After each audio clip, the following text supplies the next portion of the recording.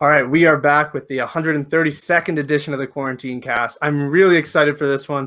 I've had him on in the past. We've actually kind of grown to have a nice little relationship where I'd say we're almost friends at this point, and he's returning. So the last time we spoke to him, he'd been out of action.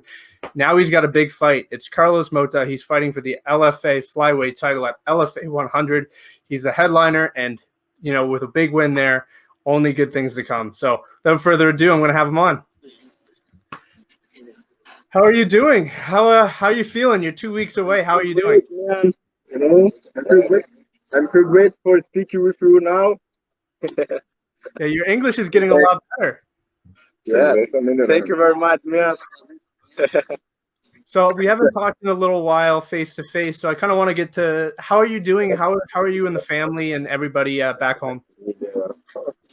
Tá tudo bem. Everybody is fine. My family is fine. We're doing. They are helping me on the training. They are trusting me, and Francisco Bueno and me. We are very linked, and our training is getting better and better. So we're gonna show you a different type of fighter on 19th of February 19th. Hey, man, thank you for every support in Twitter. Thank you very much, man. Thank you for the help on Twitter and all media, and we thank you a lot for your attention to our work. Of course. I mean, I've been a fan of yours for a long time, even before your last fight. So it's kind of good to see that it's kind of coming full circle, and now you've got a big opportunity. I want to talk a bit about your holidays. How were your holidays? Did you do anything special for Christmas? Como você foi nas férias, seu Natal, como é que foi? Bem, todo mundo com saúde. Everything was fine. Everybody healthy here. Besides this COVID thing, it's everything perfect, and we had a lot of time to improve our skills, our training, etc. So I want to talk about the big fight that just got announced, obviously. So you're fighting Victor Altamirano. You were scheduled to fight him before, so now you're fighting him, but more on the line here. You've got a title shot at stake. What do you think of him as an opponent? Você já teve a oportunidade de lutar com ele antes? O que você acha dele como oponente? A gente tivemos uma luta marcada, né, com ele, só que devido We had a schedule before, but because of problems, COVID problems, and visa problems at the time Altamira was a visa problem. And what else? These guys is very strong guys, but I'm ready for every fight.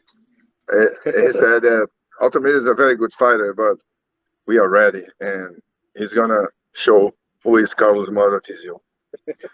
What was training like in Brazil? I'm up in Canada, as you know, so for us, we've been closed for a lot of the pandemic. What was training like for you? I know you trained primarily at Francisco's or your head coach's place anyway, but did you have any issues with training?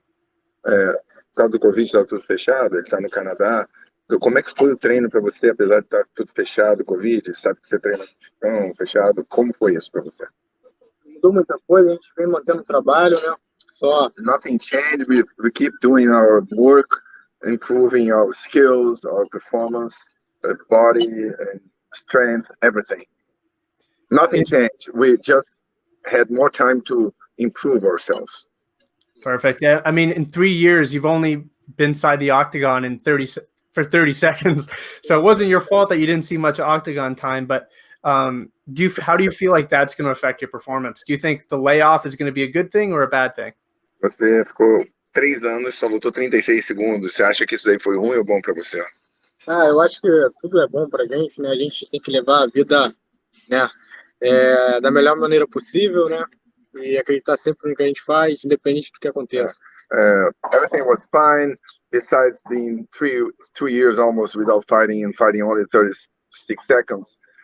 Our job, our work is every day. So it doesn't matter if you are camping for February 19 or tomorrow. We are doing a special type of training that we are ready. So there's no such a thing that, we don't fight for 3 years. It doesn't matter for us because we are doing our training for tomorrow. We are always ready for tomorrow. Yeah, that's a good point. A lot of fighters say the same thing, that they're always ready. It always feels like they're in training camp. Now that you're 2 weeks away, What's your training like for the next 2 weeks once you get there? How do you plan on preparing 2 weeks before a fight? Como é que vai ser sua preparação nessas próximas 2 semanas? A gente está focando agora mais no específico, né? No perder peso, o nosso emocional. This time now for the next 2 weeks, we are pinpointing the drills, the technique, and also restraining a little bit to improve the body work, and to lose weight. So this is our concern now in the next 2 weeks, to improve the skills and lose weight. I know a lot of what you do is more mental as well. You do a lot of reading and yoga and stuff like that to prepare mentally. So what's that been like the past little while, being able to get in the right mental state for this fight? Como é que você faz o seu trabalho mental? Depois do treino, você sempre faz uma parte equilibrada. A gente trabalha bastante a meditação, né? A conversa com o meu coach, Francisco Bueno, ele sempre dá uma direção. Entendeu? A acupuntura também com o Dr. Márcio, que é o meu coach também. Every day after training, we have like a 20-30 minutes talking about the work that we did, what did we get better, what we have to improve. And after that, we do a lot of meditation. Also, we keep doing special work with acupuncture, improving the body, the mind, the energy, and recovering, and also improving your stamina, your strength with acupuncture. So we mix acupuncture, talkings, and yoga, and kind of meditation every day. I know your ultimate goal, because we talk about it all the time, is the UFC. That's the ultimate goal. You want to make it to the UFC. You want to be a UFC champion. Do you feel like this LFA belt means anything to you? Do you care about the LFA belt, or is it just a step to the UFC? Você se importa com o cinturão da UFC ou só mais passo para a UFC? Acho que Sim, eu importo, mas eu estou focado agora, né, no que eu vou fazer, que é a disputa de cinturão do LFA. E próximos passos só Deus sabe, mas eu sei que eu vou conquistar isso aí. We care a lot of LFA. LFA is a very big, important competition, and we care for it. Also, this is one step more to achieve the primary goal, which is to win UFC, to make a statement in UFC, not just to be a soldier, but to be a general in UFC. I like that. I like that quote. I think I should use that quote somewhere. I like it. There's an extra 2 rounds. Obviously, a title's at stake. You're the main event.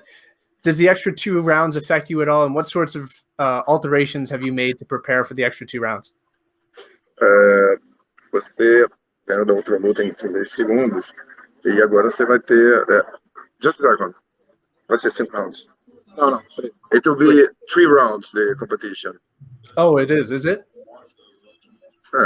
This fight will be a 3 rounds. If there's a draw, there are 2 more rounds.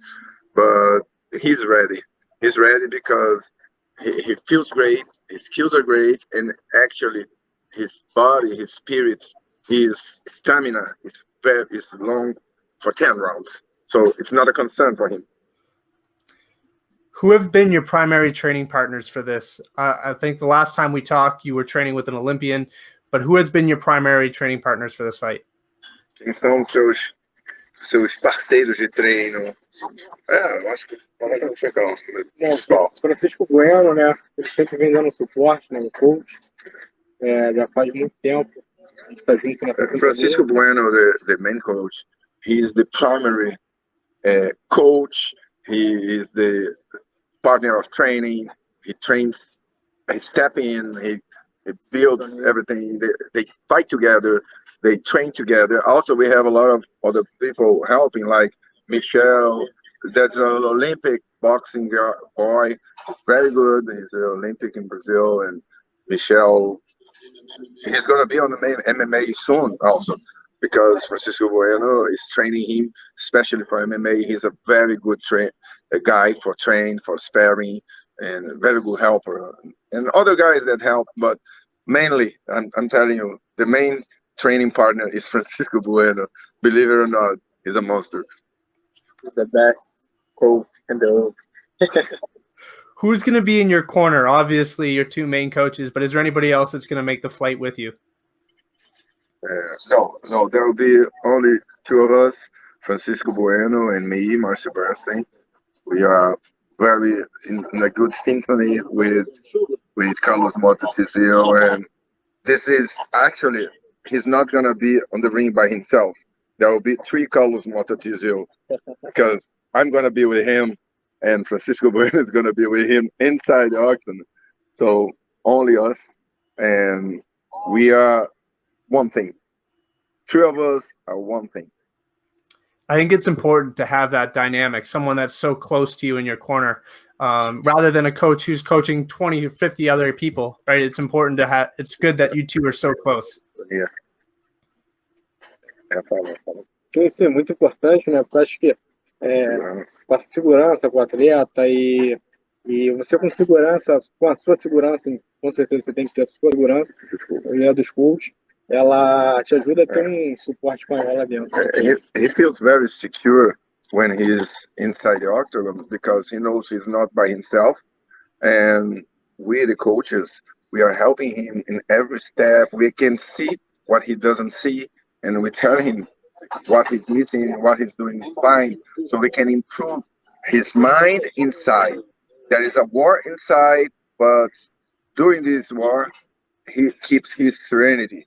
He keeps the calm inside the war because he has us on the backstage. He knows that we are there for him. I see you guys are in a restaurant, so I can't go without asking. I mean, you're in training camp. Actually, you should try. This is the best restaurant in the Rio de Janeiro. The best meat you ever get is going to be here in Mocelin. And if you happen to come to Brazil, we're going to take you here. Okay, I'll take you up on that. I'll come to Brazil, and you guys all have to take me. Oh, we'll do it for sure. It'll be a pleasure. So what is it you're ordering? What are you eating 2 weeks out before the fight? O que nós estamos comendo 2 semanas? Carne. Actually, today is our debut. We are eating everything. Lots of meat. No carbo, but lots of meat with some fat. And that's it. And from now on, we start cutting. From now, day one, you're just watching us finishing the best meal ever. So now begins the fight. I like it. Now is the weight cut. Now you got to go down to 125. I can't wait. Yeah, we're gonna lose. We have to lose some 10 kilos, right? Some 10, 12 kilos, but it's gonna be easy. That's not a problem. Wow, that's actually quite a bit. In 2 weeks, it's a piece of cake. I like no it. sugar cake, but it's a piece of cake. I want to talk a little bit about the flyweight fight that happened in the UFC, because that for me was one of the best fights I have ever seen. So when you're watching that, do you picture yourself being there? And what was your thoughts on the fight? Você quando entra lá, se visualiza já no UFC. O que você pensa quando está lutando? Eu penso no presente, eu sempre penso no presente, no momento ali, na minha consciência, no presente. He always try to be present, to feel the moment, to share the moment, and to be present. Be present is not just being there. It's being aware of everything, of what every step, every movement he does, and that minute will change his life. Every minute will change his life. So we have to be more focused, and the more consciousness he can bring to the octagon is the better. So he needs to feel the presence inside at this moment. Okay, I'll ask a couple more questions and then I'll let you guys go because you're at the restaurant. But I could sit here and take up all your time. We have time, man. We are here for you. Okay, perfect. There's a big fight coming up. Another Brazilian in Gilbert Burns. He's fighting Kamaru Usman. So I can't go without asking, who do you think is going to win that fight? Tem outro brasileiro que vai lutar agora, o Kamaru Usman. Não, o Gilbert Burns. O Durinho, yeah. Quem você acha que vai ganhar? Por quê? Eu tô confiando no Brasil. O Durinho tá numa fase muito boa. Apesar do Kamaru Usman ele ser um cara muito duro, né? He trusts Brazilian. Durinho is in a very good moment. Besides, Kamaru Usman is a very tough guy. He thinks Durinho had the skills to make it. I know before you chose to become an MMA fighter, you had aspirations of playing soccer, playing football. Do you think of what could have been if you played football? And looking back, I'm sure you're very happy of the decision you made to stick with MMA. Antes de você virar lutador, você pensava em jogar futebol. O que você acha que teria sido se você jogasse futebol e estaria hoje? Onde você estaria hoje? Eu acredito que se não existe muito, né, que Deus sabe todas as coisas. There is no if. God knows everything. God knows everything. But that's my answer. If he decided to play soccer, he'll be the best soccer player. Anything he does, and if he decided, he'll do with the perfection. I trust him, and I know him.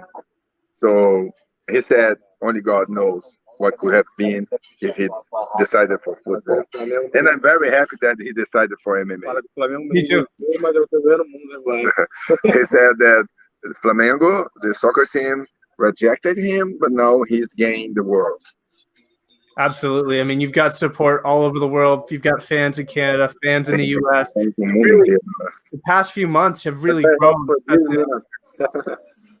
For my fans, you know. What was that? He's very happy that he has fans that follow his steps, and he trusts in his job, his work. He's very happy for the people that trust on him. The past few months, he's really grown a lot, especially on Twitter and Instagram. How has that support been like? How does it feel to really feel the love from other parts of the world? Nos últimos meses, você cresceu muito no Instagram, no Twitter. Como é que você se sente com todo esse amor, essas pessoas torcendo por você?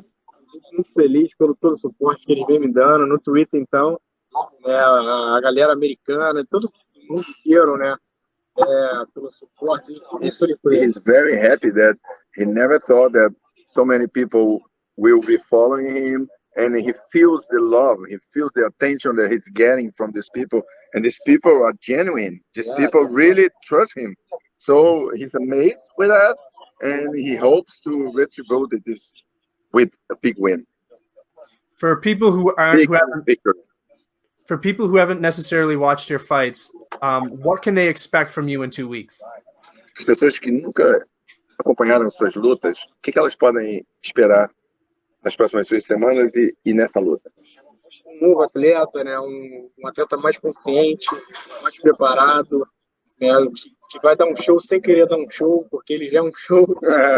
E é muita coisa boa. The fans will see a new type of athlete because he's very conscious. He's training as hard as never. He's improving his skills so much that he's going to be a show. Even he doesn't want to be a show, it's going to be a show. I'll ask you one last question and then I'll let you go. Is there anybody you want to thank, any fans or any sponsors or any coaches or anything like that you want to thank before we end this? Quero agradecer ao meu treinador, Francisco Bueno, que acreditou em mim desde quando não era ninguém. E sempre acreditou, falou comigo, vamos junto. E hoje a gente está colhendo bastante fruta aí, que é esse cinturão que tá I want to thank mostly to Francisco Bueno that trusted him since the beginning, almost 7 years ago, and support him emotionally, physically. We train and with love as a father and money, everything. So if Carlos Mota Tizil is getting better and he's winning the world, he's gaining the world, he depends and he gives all this to Francisco Bueno, which is, in my point of view, now as a second coach, the most experienced person training and teaching I ever seen. This guy here. This guy is my father, you know. Well, that's everything. Thank you for the time, and best of luck. We're me and everybody else that I work with that knows you as well, Bloody Canvas and everything. We're all rooting for you, and I'm gonna have my champagne ready, and when you finish them, I'm gonna be drinking it. So can't wait. Amazing, man. I'm very happy for this, man. Yeah, he's very happy, and it's a pity you're not gonna be there because we would like to meet you personally as soon as possible. So try to get a plane and meet us in Kansas, man. We will.